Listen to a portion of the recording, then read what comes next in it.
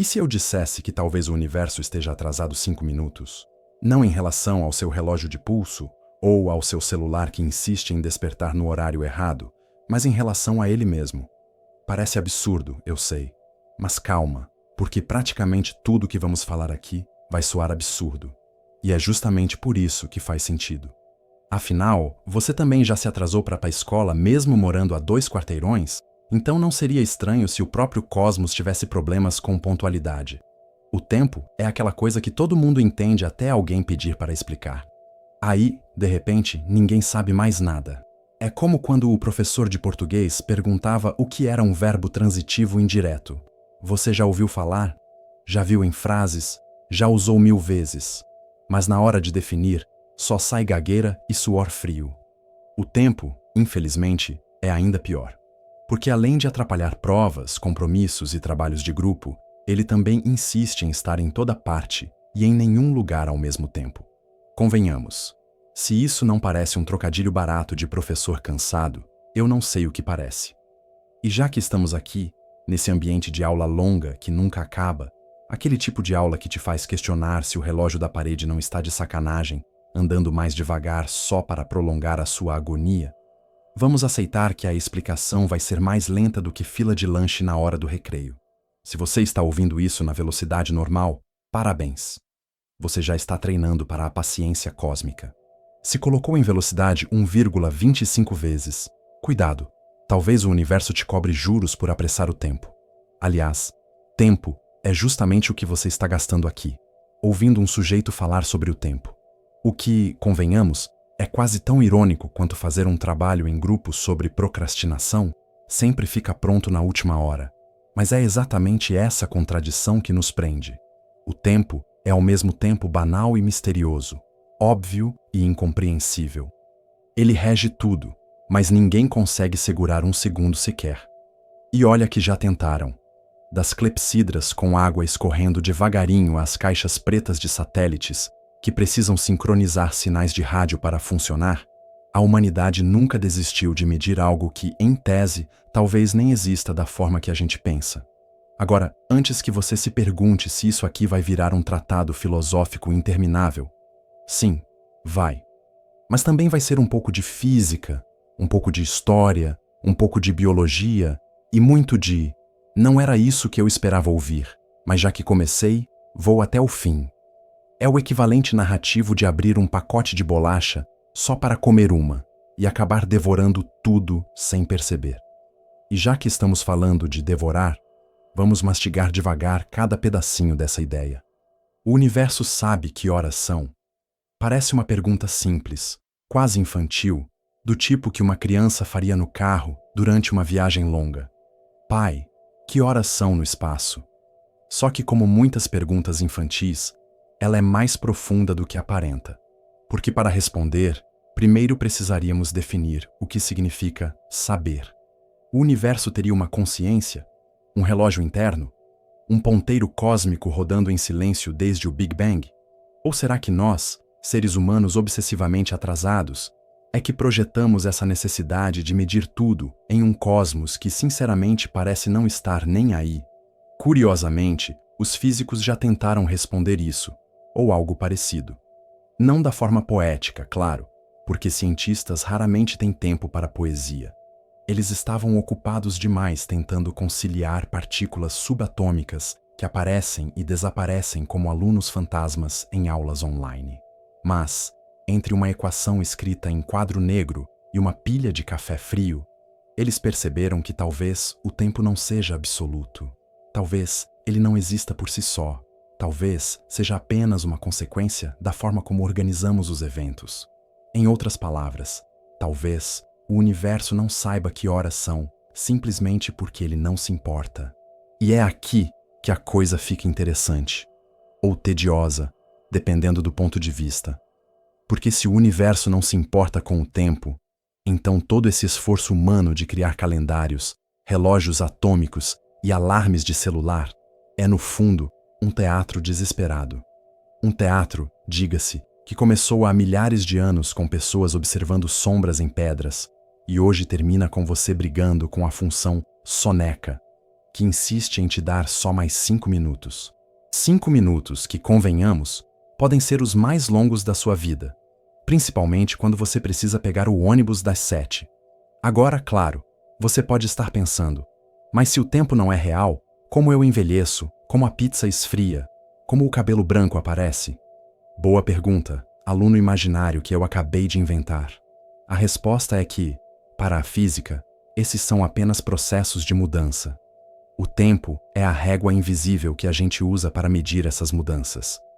Só que talvez a régua seja só um truque de linguagem, como chamar de grupo aquela junção de colegas em que só uma pessoa faz o trabalho inteiro. O grupo existe? Depende de quem pergunta. O tempo talvez também seja assim. Mas calma, a gente já chega lá. Por enquanto, aceite que estamos apenas arrumando a sala de aula, puxando as cadeiras, apagando a lousa, ligando o projetor que nunca funciona direito. Essa introdução é só a chamada inicial, aquele momento em que o professor fala, vamos começar devagar, e 40 minutos depois, ainda não passou do primeiro slide. É necessário, inevitável, e sim, um pouco entediante. E se você ainda não dormiu, parabéns. Ou talvez lamento, não sei. Você ainda pode aproveitar esse tempo para curtir o vídeo, comentar qualquer coisa irrelevante como relógio cósmico atrasado, ou até se inscrever no canal. Não vai mudar a história do universo, mas pelo menos sincroniza você com a gente. E sinceramente, é o mais próximo que chegaremos de uma resposta prática. Agora, respira fundo, porque a viagem só começou. A partir daqui, cada aula vai ser como abrir mais um compartimento desse relógio imaginário do universo. E como todo relógio velho de parede, pode ser que a gente descubra que os ponteiros giram sem pilha nenhuma. O que significa isso? Nada, mas soa profundo. E talvez seja isso que o tempo faz melhor: transformar o óbvio em mistério e o mistério em rotina. O que é o tempo? Parece fácil de responder. É só olhar o relógio, certo? Ele mostra números, ponteiros, às vezes até piscando uns 2 pontos no meio, como se estivesse respirando de tédio. Mas essa é a armadilha: confundir o instrumento de medida com o fenômeno medido. É como acreditar que a régua inventou o metro, ou que a balança inventou os quilos. Embora, para muita gente, a balança realmente pareça inventar uns 2 quilos extras de madrugada. Se formos bem literais, poderíamos dizer que o tempo é a sucessão de eventos. Parece elegante, parece profundo, parece até que daria uma boa frase em mural de escola. Só que não resolve nada, porque sucessão de eventos é basicamente dizer que o tempo é o que acontece quando as coisas acontecem. É circular, é inútil e é exatamente o tipo de definição que você encontra em dicionários que precisam encher páginas. Os filósofos tentaram melhorar isso, claro. Santo Agostinho, por exemplo, fez a pergunta clássica: o que é o tempo? E depois respondeu humildemente: se ninguém me pergunta, eu sei. Mas se tento explicar, já não sei mais. É o equivalente medieval de não sei, professor, eu só estudei por cima. Agostinho, inclusive, antecipou a sensação de todos os alunos que já tiveram que apresentar seminários sem estar preparados. Você acha que sabe, até abrir a boca. Já os físicos tentaram ser mais pragmáticos. Isaac Newton, por exemplo, acreditava no tempo absoluto. Para ele, o tempo escorria como um rio universal, igual para todos, independente de qualquer coisa. 1 hora seria sempre 1 hora, em qualquer canto do cosmos. É uma ideia reconfortante, quase paternal. O tempo como aquele professor que dá a mesma prova para todas as turmas, sem injustiças. Claro que, como toda prova, isso também foi motivo de muita discussão, mas a gente guarda Newton para daqui a pouco. Por enquanto, voltemos ao básico. Como sabemos que o tempo passa? Essa pergunta, que parece saída de uma criança muito curiosa ou de alguém que tomou café demais, é crucial. Nós só percebemos o tempo porque as coisas mudam. Você envelhece, o café esfria, a bateria do celular some misteriosamente mesmo no modo avião. É a mudança que denuncia o tempo, como uma cola mal feita que deixa rastros na mesa. E se tudo ficasse congelado, parado, sem alterações. Aparentemente não haveria tempo, pelo menos não para nós. Seria como uma aula em que o professor resolve passar 2 horas só lendo slides em voz alta. O relógio anda, mas dentro da sua cabeça parece que nada acontece. É a dilatação temporal emocional, uma teoria que não existe, mas que todo aluno já comprovou experimentalmente. A física moderna gosta de associar tempo com espaço, formando aquele pacote conhecido como espaço-tempo. Einstein fez isso com muito estilo, como quem decide juntar arroz e feijão e descobre que a mistura funciona melhor do que separado. Mas antes disso, o tempo já era tratado como algo linear. Uma seta que sai do passado, passa pelo presente e vai para o futuro. O problema é que essa seta não é tão clara quanto parece. O passado está cheio de lembranças distorcidas. O presente é tão rápido que desaparece assim que você tenta capturá-lo. E o futuro? Bem, o futuro é como aquele colega de grupo que promete entregar a parte dele, mas nunca aparece. E quando alguém diz viver o presente, é curioso, porque o presente é praticamente inexistente. Tente segurar um instante. Ele já virou passado antes de você acabar a frase. É como tentar prender uma bolha de sabão com as mãos. Na tentativa, você só a estoura. O presente é um ponto matemático, sem duração. Então, viver o presente é, na prática, impossível. Mas é uma ótima frase de autoajuda. E quem somos nós para questionar cartazes motivacionais com pores do sol? Para complicar mais, diferentes culturas tiveram diferentes formas de definir o tempo. Alguns povos antigos viam o tempo como um ciclo, repetitivo, como uma roda de carroça que gira eternamente. Outros preferiam pensar em linha reta, uma história com começo, meio e fim. Hoje, a gente tenta equilibrar as duas coisas. Temos calendários que voltam todo ano, mas também acreditamos que estamos indo para algum lugar. Um paradoxo útil, porque dá a ilusão de progresso enquanto você repete todo dia a mesma rotina. Acordar, reclamar, trabalhar, dormir, repetir. Até mesmo na linguagem, o tempo é escorregadio. Dizemos tempo passa, como se fosse uma entidade com pernas. Mas na prática, quem passa somos nós, enquanto o tempo fica olhando, impassível. É como aquele vigia de escola que está sempre na portaria. Não importa a hora que você chega. Você entra, sai, faz 1000 coisas, mas ele está lá, parado. Talvez o tempo seja mais vigia do que rio. Curiosamente, existem tentativas de transformar o tempo em algo ainda mais matemático. Por exemplo, em equações da física, o tempo aparece como uma variável. Você escreve t em algum canto e, magicamente, as coisas começam a se mover.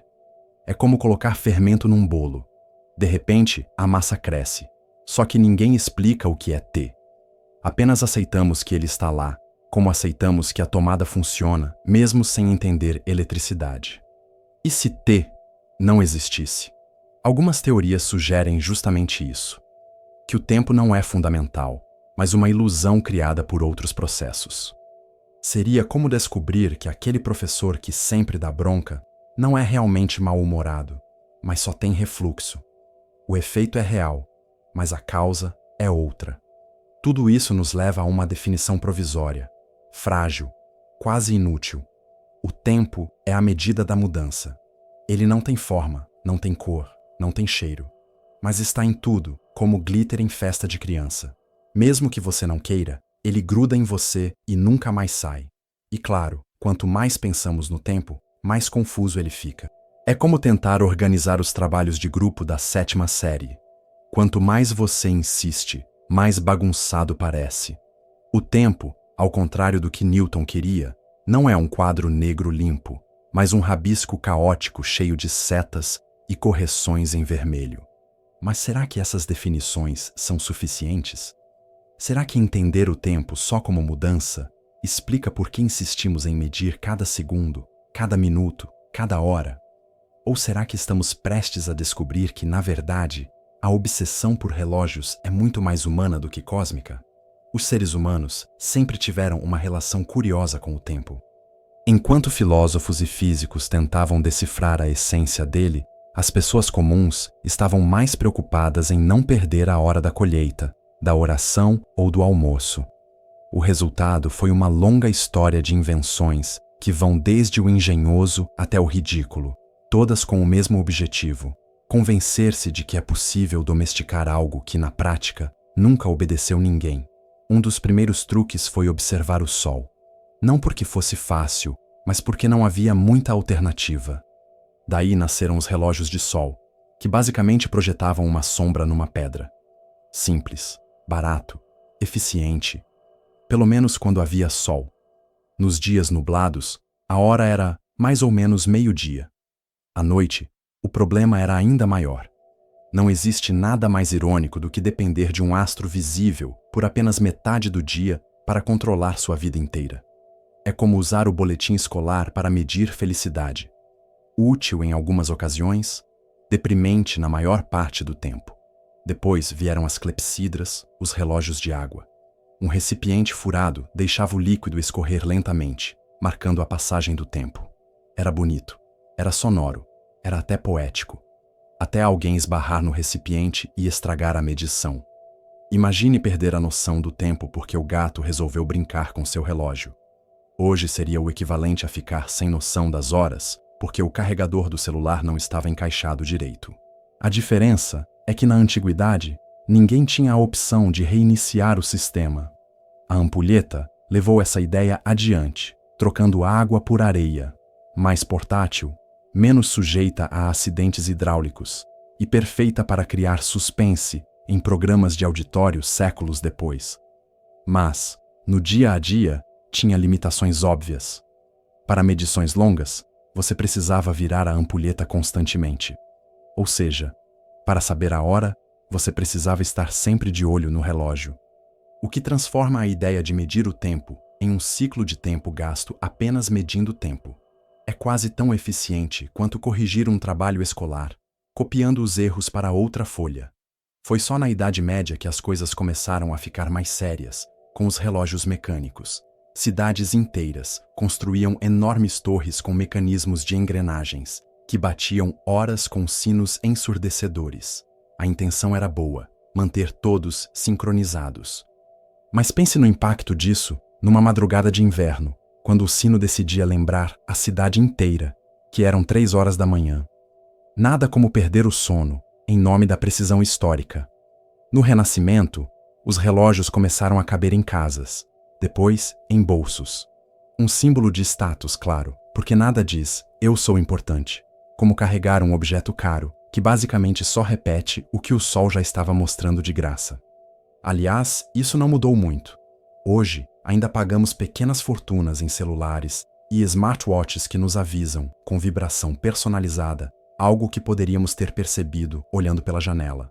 Chegamos então ao século XX, com os relógios atômicos. Aqui, a sofisticação atingiu um nível absurdo. Medir o tempo não mais pelo sol, pela água ou pela areia, mas pelas vibrações de átomos específicos, como o césio. Para você ter ideia, um relógio atômico pode errar menos de 1 segundo em milhões de anos. É quase inútil de tão preciso.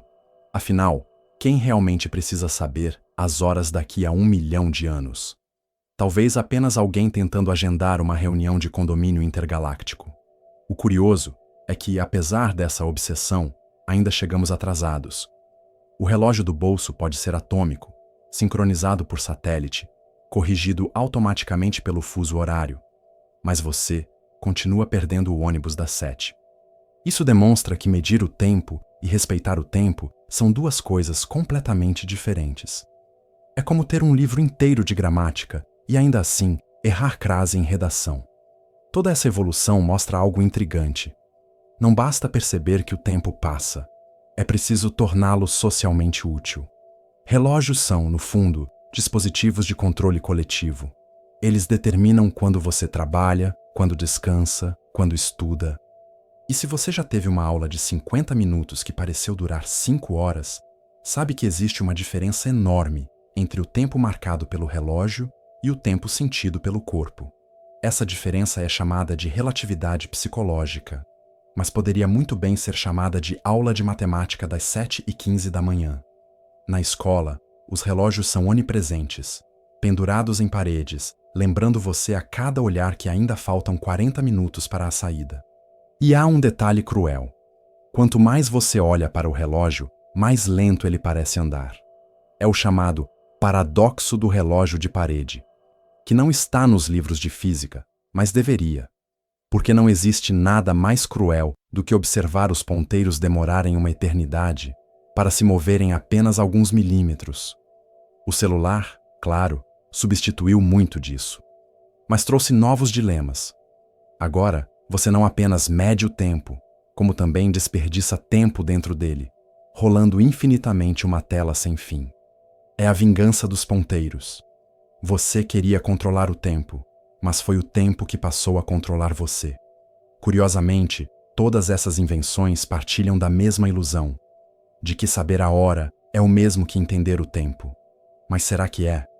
Afinal, se o tempo fosse tão simples de medir, não estaríamos aqui, séculos depois, ainda discutindo o que ele é. É como decorar fórmulas sem entender a matéria. Útil para a prova, inútil para a vida. E é justamente essa diferença que abre espaço para a física. Porque uma coisa é o relógio humano, outra é o relógio da natureza. A areia pode marcar minutos, mas será que ela explica por que o universo se expande? O sino da igreja pode bater meio-dia, mas será que ele explica se existe um agora universal? E para responder a isso, vamos precisar deixar os relógios de bolso de lado e dar uma olhada em quem decidiu que o tempo não era apenas uma questão prática, mas uma questão fundamental para a ciência. Isaac Newton, o nome que aparece em quase todas as aulas de física, tinha uma visão muito prática e, ao mesmo tempo, quase religiosa do tempo. Para ele, o tempo era absoluto. Escorria igual para todo mundo, em todo lugar, como um rio gigantesco que não liga para obstáculos, curvas ou vontades humanas. Se você imaginasse o universo como uma máquina de relógio, Newton seria aquele relojoeiro que garante que todas as engrenagens funcionam em sincronia perfeita.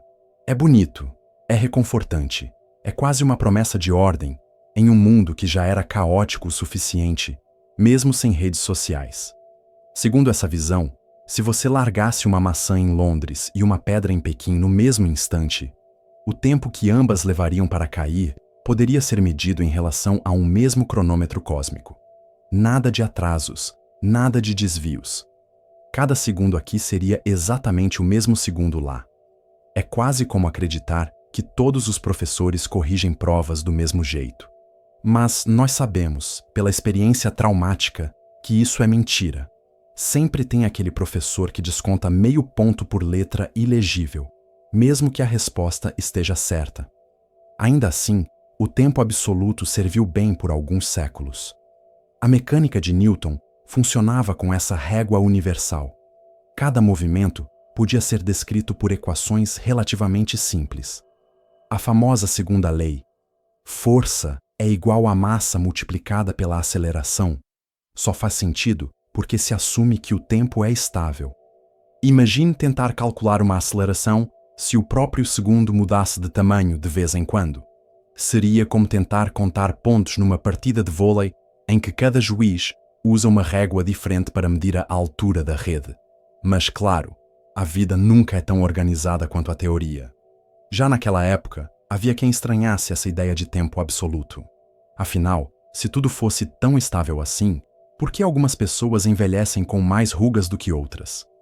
A explicação não é física, é dermatológica, mas a pergunta persiste. Será que o tempo é realmente o mesmo para todos?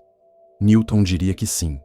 E, para provar, ele fez experimentos, escreveu livros grossos e criou uma base sólida que sustentou boa parte da ciência clássica. É curioso pensar que, nesse modelo, o tempo não só existia independentemente das coisas, como também continuaria existindo mesmo se nada mudasse. Imagine um universo completamente vazio, sem planetas, sem estrelas, sem alunos atrasados para a primeira aula da manhã. Mesmo assim, o tempo continuaria correndo, como um metrônomo tocando sozinho no escuro. É uma imagem estranha, mas bastante newtoniana. O tempo não precisa de ninguém. Ele é a estrutura de fundo onde o espetáculo acontece. O problema é que quando você olha de perto, esse espetáculo não coopera tanto com a estrutura. Planetas se movem em órbitas, luas aceleram, cometas desviam, e as fórmulas funcionam, mas sempre com pequenas exceções. A teoria de Newton era, sim, um grande manual, mas como todo manual, ele não resolvia os detalhes práticos. É como montar um armário do tipo, faça você mesmo. A teoria é ótima, mas sempre sobra um parafuso. E claro, havia o famoso dilema do agora. Se o tempo é absoluto, significa que existe um agora universal.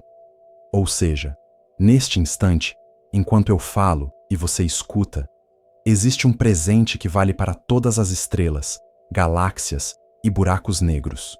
Uma ideia reconfortante, mas difícil de sustentar. É como acreditar que todas as turmas de uma escola estão, neste exato momento, prestando atenção na aula. A realidade é que, em cada sala, um grupo já está dormindo, outro está copiando, e alguns estão apenas olhando para o nada. O agora universal é mais um mito de controle do que uma realidade observável. Mesmo assim, a noção de tempo absoluto não era só conveniência. Ela era fundamental para manter o universo de Newton funcionando como um mecanismo previsível. E, para um mundo em plena revolução científica, isso era ótimo. Ordem, estabilidade, confiança. Uma promessa de que, com matemática suficiente, poderíamos prever tudo. O tempo era apenas a régua neutra, sempre à disposição.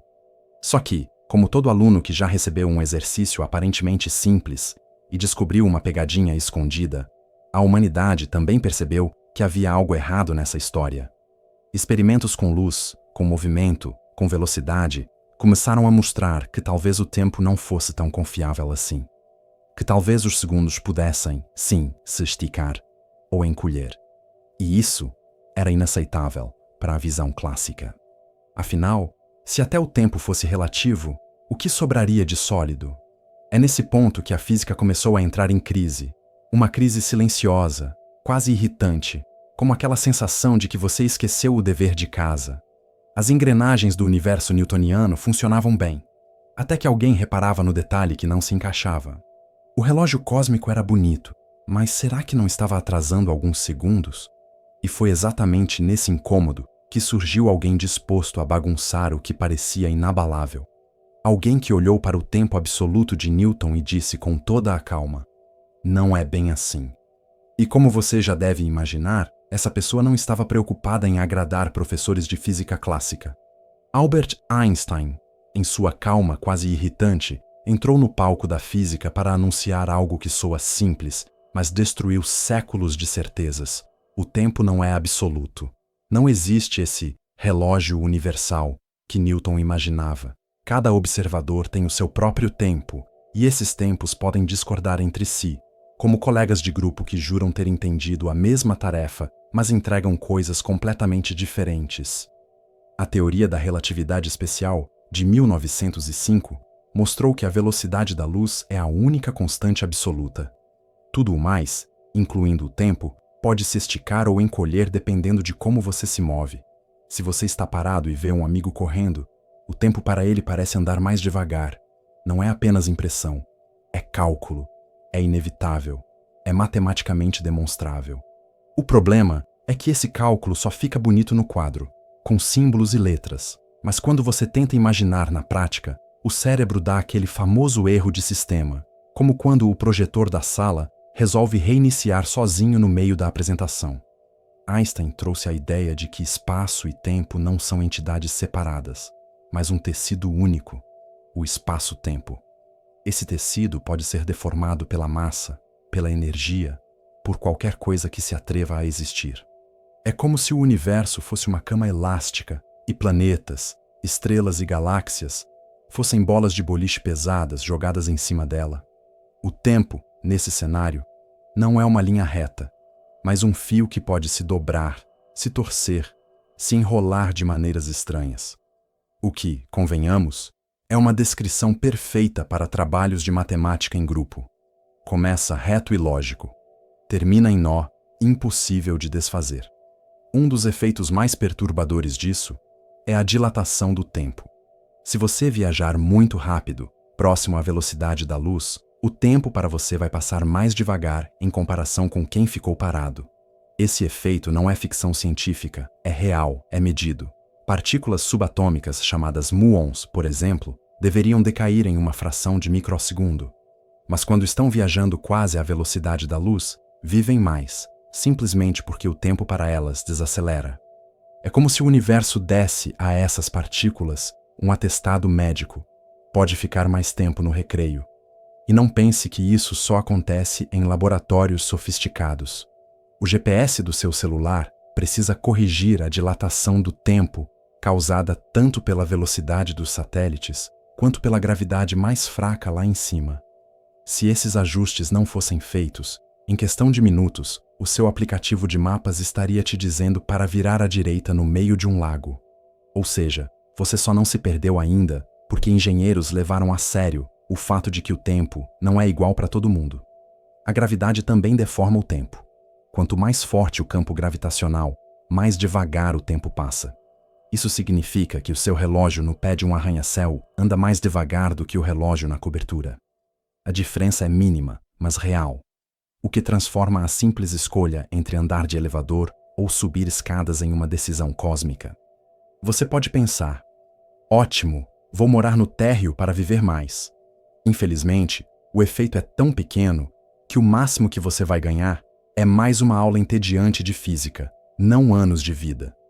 Essa plasticidade do tempo gera situações desconfortáveis para a intuição. Imagine dois irmãos gêmeos. Um fica na Terra, o outro sai em uma nave viajando quase à velocidade da luz.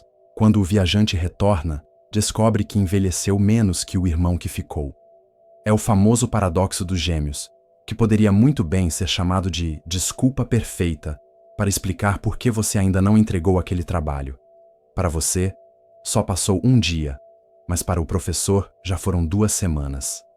A relatividade também bagunça a noção de agora. O presente não é universal, mas relativo ao observador. 2 eventos que parecem simultâneos para você podem acontecer em ordens diferentes para outra pessoa, dependendo da velocidade e da posição. Em outras palavras, nem mesmo concordar no que é agora é possível. É como aquela situação em que um colega jura que já entregou a parte dele no trabalho em grupo, mas você nunca viu o arquivo. Para ele, o evento já aconteceu. Para você, não. Essas ideias soam estranhas, porque a vida cotidiana não dá oportunidade para sentir esses efeitos de forma significativa. A gente não anda por aí a 99,9% da velocidade da luz, nem costuma viver em buracos negros. Então, o tempo parece estável, confiável, quase banal, mas no fundo, ele é maleável, moldável, cheio de truques.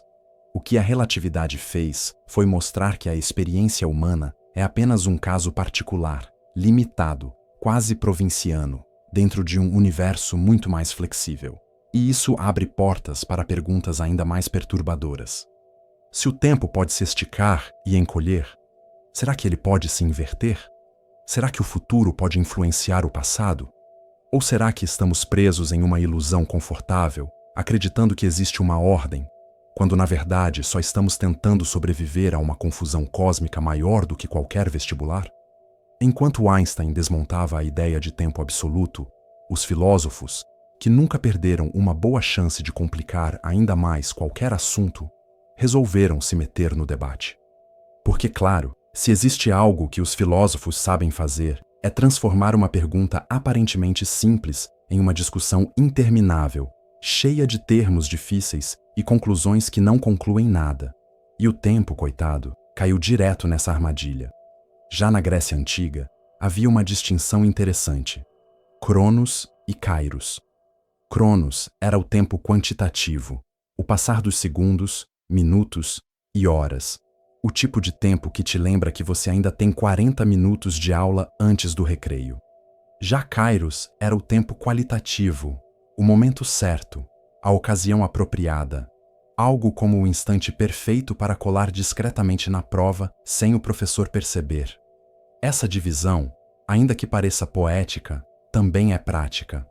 Uma coisa é medir quanto tempo passou, outra é sentir se foi o momento certo ou não. E como toda boa filosofia, a resposta é: depende. Séculos depois, Agostinho apareceu com aquela pérola já citada. Se ninguém me pergunta o que é o tempo, eu sei, mas se alguém me pergunta, já não sei mais.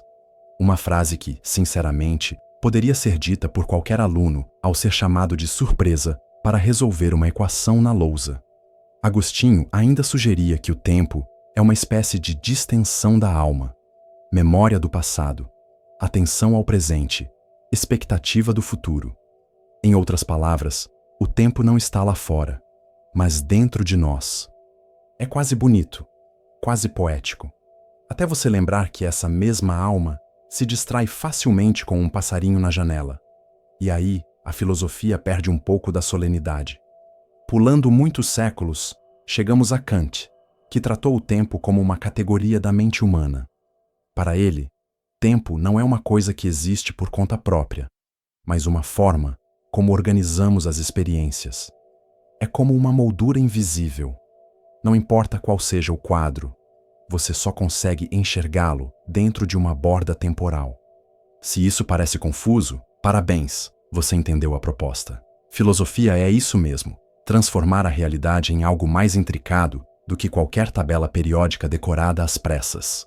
E então aparece Heidegger, com sua preocupação quase existencial. Para ele, o tempo não é uma régua ou uma moldura, mas a própria condição da existência humana. Viver é ser no tempo, estar lançado entre o nascimento e a morte, tentando dar sentido a essa linha inevitável. Uma definição que, se lida no meio de uma noite de insônia, pode provocar reflexões profundas ou simplesmente vontade de comer biscoito na cozinha. E claro, não poderíamos deixar de mencionar MacTaggart, um filósofo britânico que no início do século XX fez questão de escrever um tratado inteiro para provar que o tempo não existe. Sim, alguém gastou páginas e páginas para defender a ideia de que tudo isso é ilusão. Ele falava de duas séries, a série A, com passado, presente e futuro, e a série B, com antes e depois. Depois de muita ginástica mental, concluiu que nenhuma das duas realmente sustenta o tempo como realidade objetiva. É o equivalente filosófico de um professor de matemática dizer que 2 mais 2 talvez não seja 4, mas 3,999. Essas discussões mostram algo curioso. Para a filosofia, o tempo oscila entre ser algo externo, objetivo, cósmico, e ser apenas uma invenção da mente humana. Em outras palavras, ou o tempo é um rio que nos arrasta, ou é apenas uma régua que nós inventamos para medir a bagunça. De qualquer forma, ninguém parece chegar a um consenso. E essa falta de consenso é, ironicamente, a coisa mais constante no estudo do tempo. Enquanto os físicos se apoiam em fórmulas e experimentos, os filósofos abraçam a dúvida como método. E isso gera situações cômicas. Você pode sair de uma aula de filosofia sobre o tempo sabendo menos do que quando entrou. O que, aliás, é uma descrição bastante precisa de muitas aulas de ensino médio. Entrar com uma vaga ideia, sair com a mente ainda mais confusa. Mas talvez essa seja justamente a graça. A filosofia do tempo nos lembra que não basta medir segundos e minutos. É preciso também perguntar se esses segundos e minutos significam alguma coisa. Porque uma hora pode ser insuportavelmente longa, como uma fila de lan house em 2004, ou pode passar voando, como o intervalo antes da prova de física. E no fim, não sabemos se o tempo está lá fora ou aqui dentro. E se o tempo for apenas psicológico, uma invenção nossa para organizar memórias, então será que ele também não se manifesta no corpo? Será que nossos próprios relógios biológicos não entram nessa dança? Existe um tipo de relógio que não precisa de ponteiros, pilhas ou satélites para funcionar. Ele está instalado em você, dentro de cada célula, marcando ritmos de sono, fome, atenção e até mau humor. É o chamado relógio biológico, ou ritmo circadiano, que organiza nossas 24 horas sem pedir licença. Em outras palavras, você é uma espécie de ampulheta de carne, vira sozinha, se atrasa sozinha e, claro, quebra sozinha quando menos convém. Esse relógio é controlado por uma região minúscula do cérebro chamada núcleo supraquiasmático, localizado no hipotálamo. Parece complicado, mas basicamente é um punhado de neurônios que atua como coordenador do caos corporal. Ele recebe informações da luz que entra pelos olhos e, a partir daí, organiza quando é hora de dormir, de acordar, de produzir hormônios ou de pensar que já está tarde demais para começar aquele trabalho de geografia. É quase como o líder de um trabalho em grupo, aquele que insiste em dizer: gente, vamos organizar os horários, mesmo sabendo que ninguém vai obedecer. A melatonina, por exemplo, é um hormônio que segue as ordens desse relógio. Quando escurece, a produção de melatonina aumenta e o corpo entende que é hora de desligar. Só que o corpo humano nunca conheceu a Netflix. A luz artificial, especialmente a azul, confunde o núcleo supraquiasmático e atrasa a liberação de melatonina. Resultado: você vira à noite maratonando séries e no dia seguinte precisa enfrentar a escola ou o trabalho com o cérebro operando na versão demo. Além da melatonina, temos o cortisol, famoso hormônio do estresse, que atinge seu pico pela manhã. Ele é o alarme natural do corpo, aquele que tenta te acordar para a vida antes mesmo do despertador. Mas, como todo alarme, também pode falhar, principalmente se você dormiu tarde demais. O corpo até toca o sino, mas você prefere colocar no modo soneca. Biologicamente, isso equivale a jogar um cobertor em cima de uma sirene de incêndio. Curiosamente, nossos relógios internos não marcam exatamente 24 horas. Estudos mostram que o ciclo natural do corpo humano dura, em média, 24 horas e 10 minutos. Parece pouca coisa, mas em poucos dias já seria suficiente para nos fazer perder o horário do almoço, do ônibus e até da prova.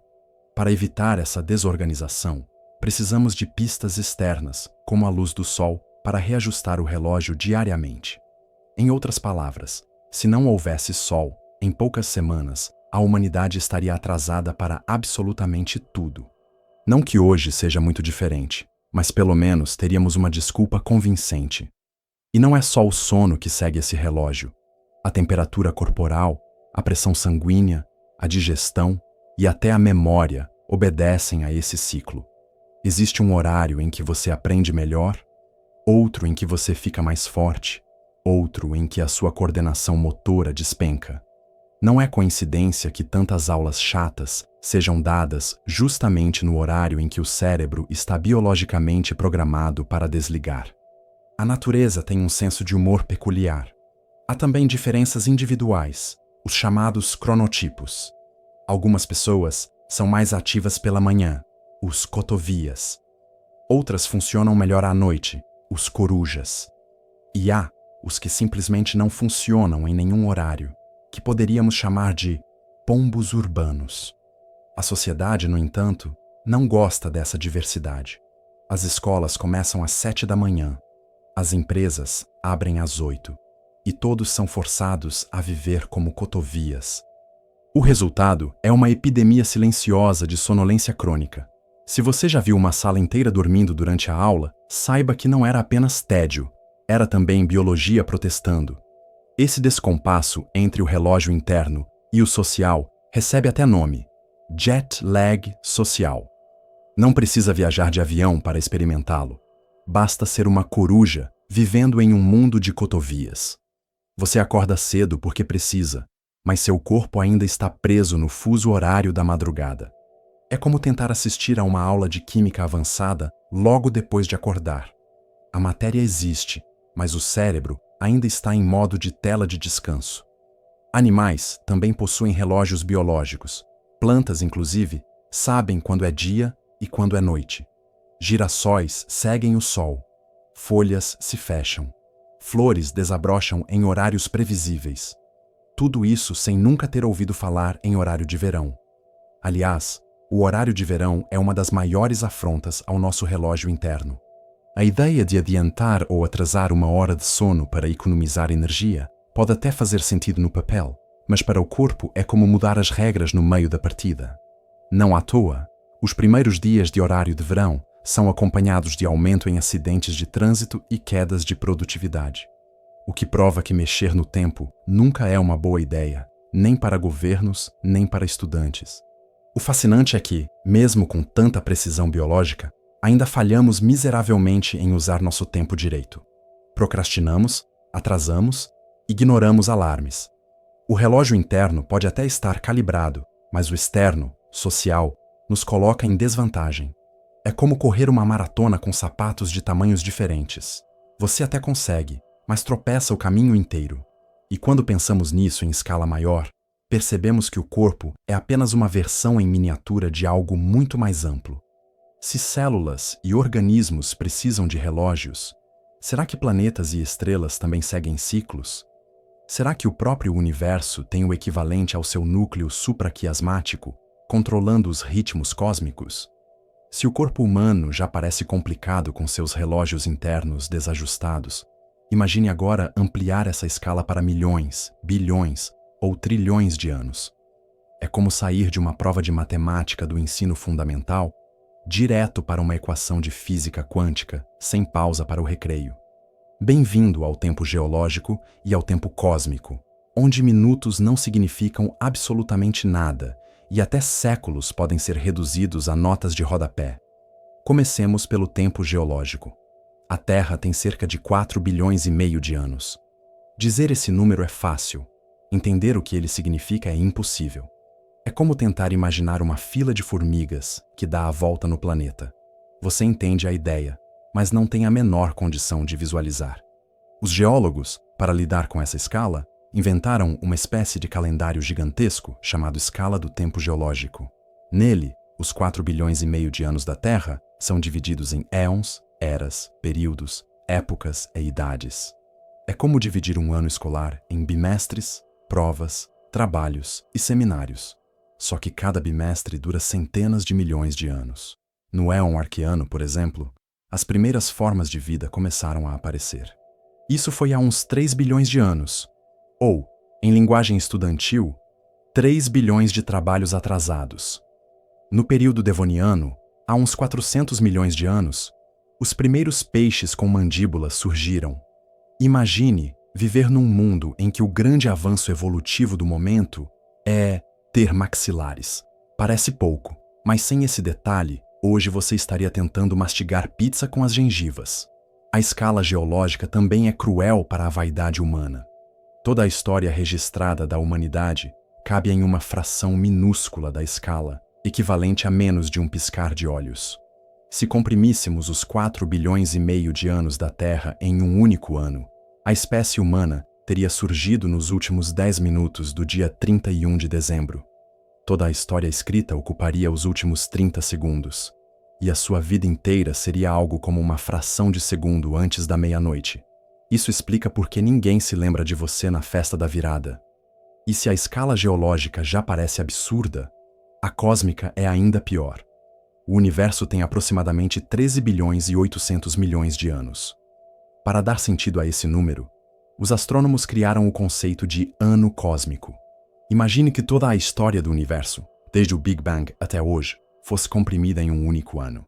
Nesse calendário, as primeiras galáxias surgiriam em janeiro, o Sol se formaria em agosto, a Terra apareceria em setembro, e os primeiros humanos chegariam na noite de 31 de dezembro, por volta das 11h58. Ou seja, no calendário cósmico, você nasceu praticamente no intervalo entre os fogos e o brinde de champanhe. Essa diferença de escalas cria uma sensação curiosa. O que para nós é uma eternidade, para o cosmos não passa de um espirro. 1 milhão de anos, que já parece absurdo, é só mais uma página virada. Em termos cósmicos, você não é nem uma nota de rodapé. É mais um daqueles asteriscos no fim da página que ninguém se dá ao trabalho de ler. O universo é basicamente aquele professor que continua explicando a matéria sem perceber que a sala inteira já dormiu. E o mais perturbador é que, mesmo nessas escalas gigantescas, ainda usamos palavras humanas para tentar entender. Falamos em idade do universo, em juventude das estrelas, em morte das galáxias, como se fossem personagens de uma novela cósmica. É um recurso útil, mas enganoso, porque uma estrela pode viver bilhões de anos e ainda assim ser chamada de nova. É como chamar um aluno do 3º ano do ensino médio de criança. Tecnicamente pode ser, mas experimente dizer isso em voz alta e veja o resultado. a geologia também mostra que o tempo não é uniforme. Há períodos de calma quase eterna, onde nada parece mudar, e momentos de catástrofe rápida, em que tudo se transforma de uma só vez. É como o calendário escolar. Meses de rotina entediante intercalados com semanas de provas, trabalhos e apresentações que caem todas no mesmo dia. O planeta Terra, ao longo dos éons, passou por 5 grandes extinções em massa. Cada uma delas redefiniu completamente a vida, apagando espécies dominantes, como se fossem anotações mal feitas na lousa. E o tempo cósmico, claro, vai ainda além. O universo está se expandindo desde o Big Bang. Galáxias se afastam umas das outras, como colegas de sala depois de uma briga por causa de trabalho em grupo. Em escalas de bilhões de anos, isso significa que o universo não só tem idade, mas também destino. Talvez continue se expandindo para sempre, talvez pare e volte a contrair, talvez simplesmente se desgaste em um silêncio interminável. O problema é que não estaremos por aqui para conferir. O que faz dessa discussão algo tão prático quanto decidir quem vai apagar a lousa depois da aula de sexta-feira. Pensar em tempo cósmico é encarar a própria irrelevância. Se a história humana é apenas um segundo no calendário do universo, o que dizer da sua pressa para entregar um trabalho até meia-noite? Para o cosmos pouco importa. Ele tem a paciência de esperar bilhões de anos até que uma estrela se acenda e depois se apague. Enquanto isso, nós mal conseguimos esperar 5 minutos pelo micro-ondas. Essa diferença de escala é fascinante, mas também desconfortável. Por quê? Se o tempo pode ser medido em microsegundos ou em bilhões de anos, será que existe um tempo verdadeiro, universal? Ou será que cada escala é apenas uma invenção conveniente para não enlouquecermos diante do abismo? E se o tempo pode ser tão vasto, será que ele também pode se dobrar sobre si mesmo e criar paradoxos ainda mais estranhos? Até agora, falamos do tempo como algo que flui, que organiza, que mede. Mas existe uma parte da imaginação humana que nunca se satisfez apenas em observar o tempo passar.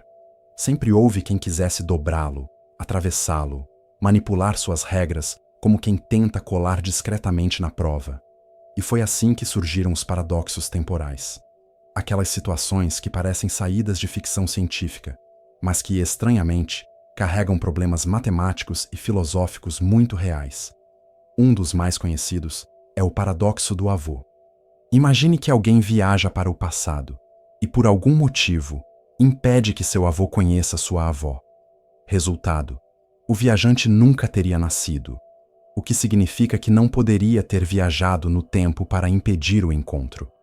É uma contradição elegante, quase poética, e ao mesmo tempo absurda. É como corrigir a prova antes de fazê-la, ou entregar o trabalho antes de receber o enunciado. A lógica implode, mas o exercício mental permanece irresistível. Existem variações menos violentas, como o paradoxo da informação. Nesse caso, você viaja ao passado e entrega a Shakespeare o texto de Hamlet. Ele copia a obra, publica, e séculos depois você a lê e decide voltar no tempo para entregá-la a ele. A pergunta é: quem escreveu Hamlet? O próprio Shakespeare, você ou ninguém? O texto parece ter surgido do nada, em um loop infinito. É como aqueles trabalhos em grupo em que ninguém fez nada, mas de alguma forma a apresentação aconteceu. Há também o paradoxo da predestinação. Imagine que você tenta mudar o futuro viajando ao passado. Mas, em vez de alterá-lo, suas ações são justamente o que causa aquilo que você queria evitar. Você tenta impedir um incêndio e acaba derrubando a vela que iniciou o fogo. Você tenta evitar que alguém perca o ônibus e, no empurra-empurra, acaba atrasando a pessoa.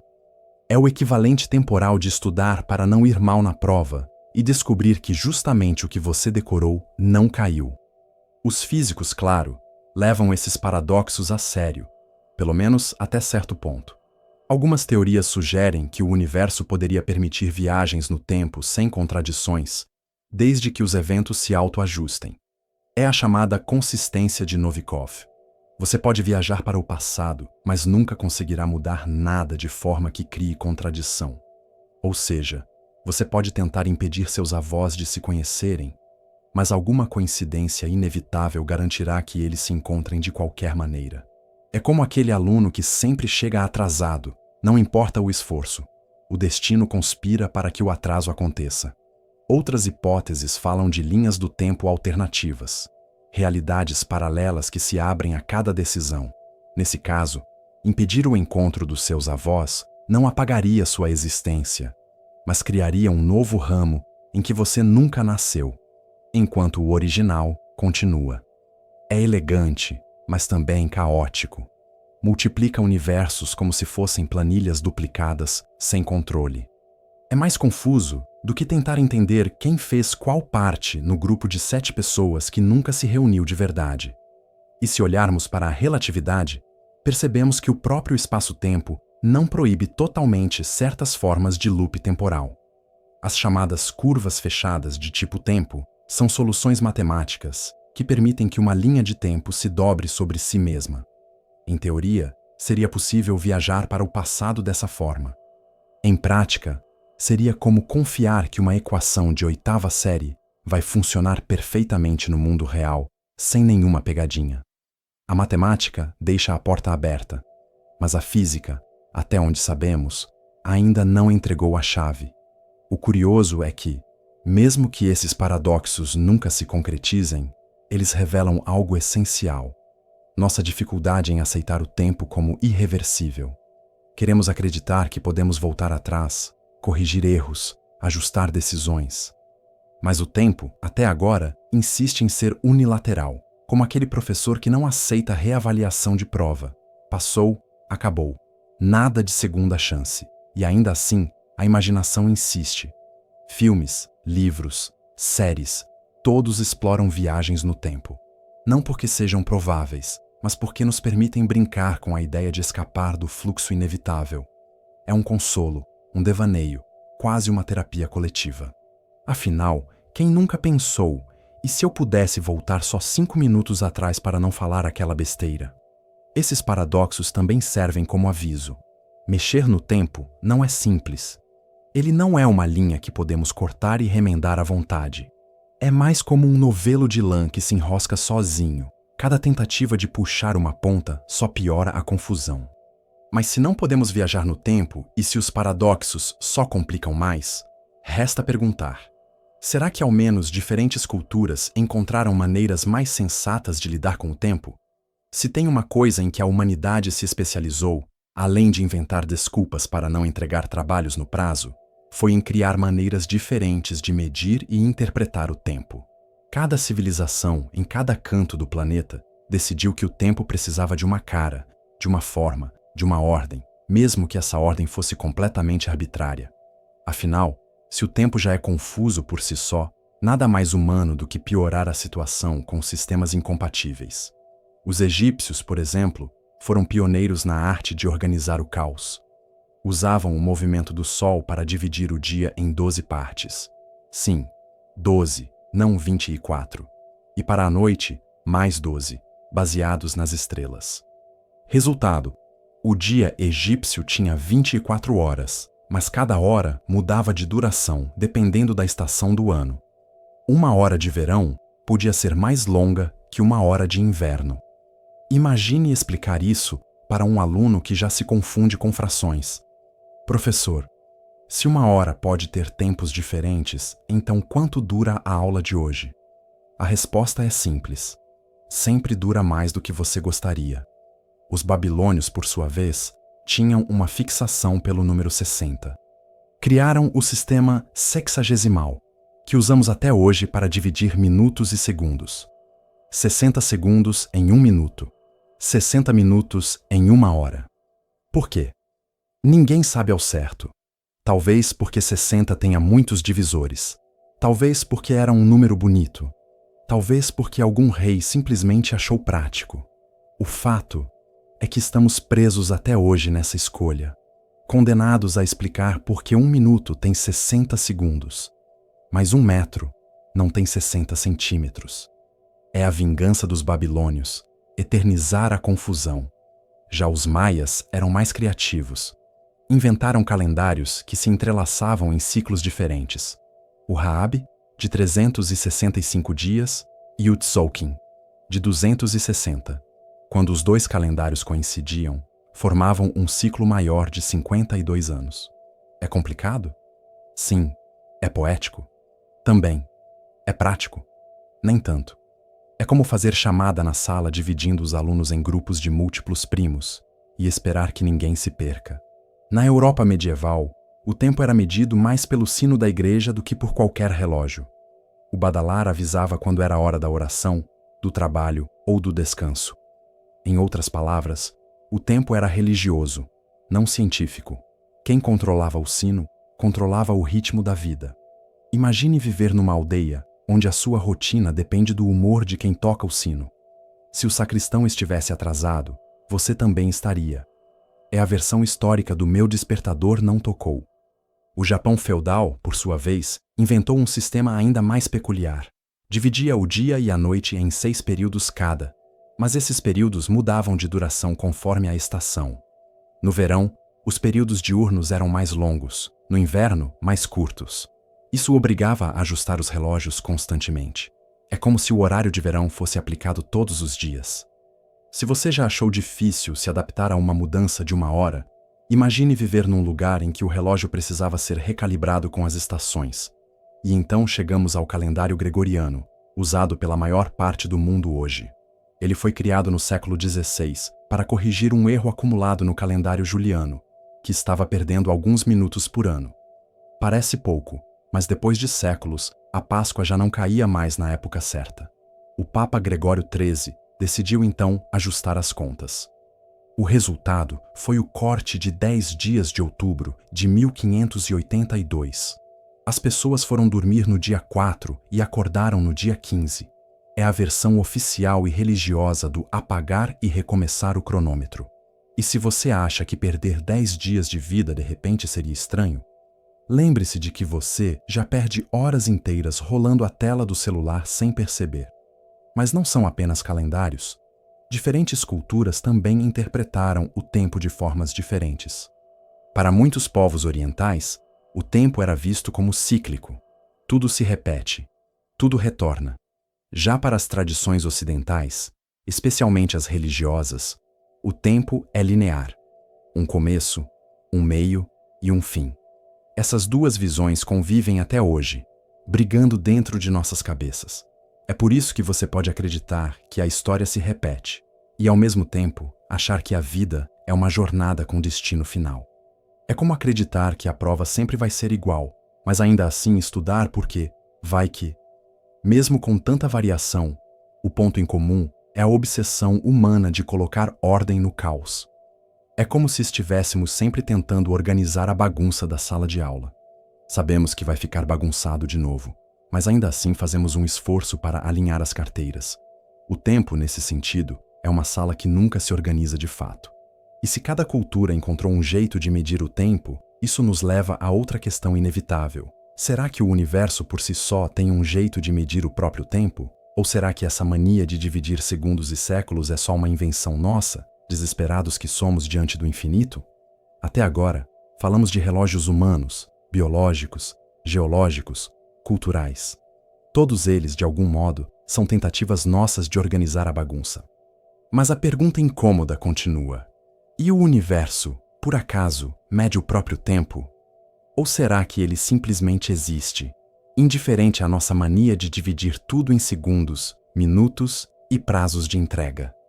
Um dos candidatos a responder essa questão é a entropia. Entropia é uma palavra elegante que basicamente significa bagunça. Em termos técnicos, é a medida de desordem de um sistema. Em termos escolares, é o estado natural de qualquer sala depois de 20 minutos de trabalho em grupo. A segunda lei da termodinâmica afirma que a entropia sempre aumenta com o tempo. Em outras palavras, se você deixar as coisas sozinhas, elas tendem a ficar mais desorganizadas. O gelo derrete, a sopa esfria, os alunos perdem a concentração. Nunca o contrário. Esse aumento da entropia cria o que chamamos de seta do tempo. É por isso que sentimos o tempo indo do passado para o futuro. porque a desordem cresce. Você se lembra do ovo inteiro, mas não do ovo já quebrado voltando à casca. O universo, nesse sentido, teria seu próprio relógio, o grau de desordem. É uma régua implacável, que não depende de calendários ou fusos horários. A bagunça é o metrônomo do cosmos. Mas nem tudo é tão simples. Algumas equações fundamentais da física funcionam perfeitamente nos dois sentidos, passado e futuro. Se você escreve a equação da gravidade, tanto faz se o tempo está indo para frente ou para trás, ela continua funcionando. É como uma instrução de bolo que serve tanto para misturar quanto para separar os ingredientes. O problema é que, na prática, ninguém nunca viu um bolo se desmontar sozinho em ovos, farinha e açúcar. A física permite, mas a entropia não deixa. E isso levanta uma dúvida incômoda. Será que o tempo é real ou é apenas uma ilusão criada pela entropia? Talvez não exista uma passagem de tempo, apenas a percepção de que a bagunça está aumentando. É uma ideia desconfortável, porque coloca o tempo no mesmo nível de conceitos como progresso escolar. Não é que as coisas realmente avancem, é só que ficam cada vez mais complicadas. Outra pista está na cosmologia. O universo está em expansão desde o Big Bang. Galáxias se afastam umas das outras, como colegas de sala que não se suportam, mas ainda dividem o mesmo corredor. Essa expansão cria uma espécie de ritmo cósmico. Em tese, poderíamos dizer que o universo mede o tempo pelo próprio crescimento. Mas aí vem a pergunta inevitável. Se um dia essa expansão parar, ou se inverter, o que acontece com o tempo? Ele também para? Ele volta? Ou simplesmente dá de ombros e continua correndo? Alguns físicos sugerem que o tempo talvez nem exista em nível fundamental. O que chamamos de passagem do tempo seria apenas uma consequência de mudanças em outros parâmetros, como espaço ou energia. É como acreditar que o recreio é um fenômeno natural, quando na verdade é apenas uma pausa estratégica imposta pelo cronograma escolar. O recreio não existe por si só, ele é uma função do calendário. Talvez o tempo seja exatamente isso, um recreio do universo. Há também teorias mais ousadas. Algumas dizem que o tempo pode emergir de processos quânticos, que só percebemos a passagem dele porque a realidade se atualiza, como frames de um vídeo. Nesse caso, o universo seria um filme rodando em câmera lenta, quadro a quadro, e nós confundimos isso com fluxo contínuo. Uma explicação que é ao mesmo tempo fascinante e deprimente. Significa que a vida pode ser apenas a versão cósmica de uma apresentação de PowerPoint mal programada. E se o tempo for apenas local? Ou seja, se existir em certas condições, mas não em outras. Talvez em um buraco negro, por exemplo, o tempo se comporte de forma tão diferente que a palavra tempo nem faça sentido. Para alguém caindo em um buraco negro, tudo acontece em alguns segundos. Para quem observa de fora, o mesmo processo parece durar para sempre. É como assistir a um colega apresentar um seminário. Para quem fala, o tempo passa rápido. Para quem assiste, é uma eternidade. Tudo isso nos leva a uma situação desconfortável. Perguntamos se o universo sabe que horas são. Mas talvez a resposta seja que nem existe um relógio cósmico para marcar essas horas. Ou talvez existam múltiplos relógios, cada um contando uma versão diferente da mesma história. O tempo da entropia, o tempo da relatividade, o tempo quântico, todos funcionando ao mesmo tempo, mas nunca em harmonia. É um festival de horários desencontrados, como se o cosmos inteiro fosse um trabalho de grupo da 7ª série, em que cada integrante entrega a tarefa em um fuso horário diferente. E se o universo não tem um relógio próprio, isso nos devolve à questão inicial. Por que nós insistimos tanto em medir o tempo? Será que não estamos apenas tentando dar ordem a algo que, no fundo, não existe como imaginamos? Ou será que, ironicamente, o tempo só existe enquanto tentamos desesperadamente explicá-lo? E então, chegamos aqui, ao fim dessa longa conversa que começou com uma pergunta simples demais para ser simples. Será que o universo sabe que horas são? A essa altura, talvez você já tenha percebido que a única coisa que realmente sabemos é que não sabemos. O que, convenhamos, não é muito diferente da sensação depois de qualquer aula de física do ensino médio. Você entra achando que entende um pouco, sai com a certeza de que não entende nada. Mas será que importa? Será que o tempo existe mesmo? Ou será só uma invenção coletiva, tipo a ideia de que trabalhos em grupo ensinam cooperação? E se o tempo não passar, mas nós é que escorregamos por ele como bolinhas de gude esquecidas em um corredor mal varrido? Ou será que não existe nem corredor, nem bolinhas, nem varredor, só a sensação de que tudo se move porque nós insistimos em olhar para o relógio? E por que olhamos tanto para o relógio? Será que é porque ele nos dá respostas? Ou porque é a única forma de fingir que temos algum controle? Afinal, ninguém nunca perguntou a um relógio se ele estava com vontade de funcionar. Ele só funciona, até parar. E quando para, curiosamente, acerta 2 vezes por dia. O que, se formos sinceros, é mais do que podemos dizer de muitas previsões científicas, meteorológicas e até sentimentais. Será que isso cai na prova? Se cair, qual prova? A da escola, a da vida, a do vestibular cósmico, em que ninguém estudou, porque ninguém sabia o conteúdo? E será que o universo corrige provas? Será que ele dá meio ponto pela tentativa? Ou será que ele é aquele professor inflexível que só escreve em vermelho e deixa comentários passivo-agressivos na margem? E o tempo? Será que ele tem fim? Ou será que só continua, indiferente, como a fila da cantina que nunca anda? Talvez o tempo seja infinito. Talvez seja circular. Talvez seja uma linha reta que se dobra sobre si mesma. Ou talvez seja como o dever de casa que você nunca entrega. Sempre existe, mas nunca está terminado. No final, talvez a única conclusão seja que não há conclusão. Talvez o tempo não tenha segredo nenhum, e o grande mistério seja a nossa insistência em tentar decifrá-lo.